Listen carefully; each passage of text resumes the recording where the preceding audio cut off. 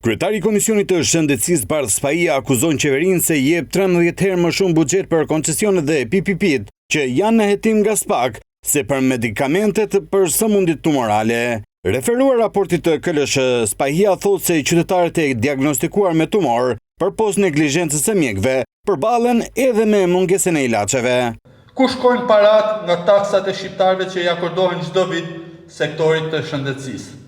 Mbi 50 milion euro në vit marrin vetëm PPP-t në shëndetësi, 2 prej të cilëve janë nën hetim nga SPAK. Fondi për barna e pajisje mjekësore të Spitalit Onkologjik për gjatë një viti është plot 13 herë më pak se sa fondi për koncesionet në sektorin e shëndetësisë. Deputeti demokrati referohet raportit të KLSH që tregon se gjatë kohës që Ministria e Shëndetësisë drejtohej nga Oketa Manastërliu, janë evidentuar probleme në prokurime dhe mos aplikim të penaliteteve për mosbatim të kontratës. Mos përmbushje e marrëdhënieve kontraktuale të subjekteve furnizuese për barnat. Penalitetet të pa aplikuara ndaj subjekteve që kanë shkelur afatet e furnizimit. Mungesë e planifikimit afatmesëm 3 vjeçar për nevojat reale të sektorit, çka ka sjellë nën financim nga viti në vit.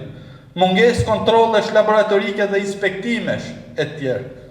Sipas deputetit demokrat, pacientët e onkologjikut trajtohen me ilaçe të skaduara.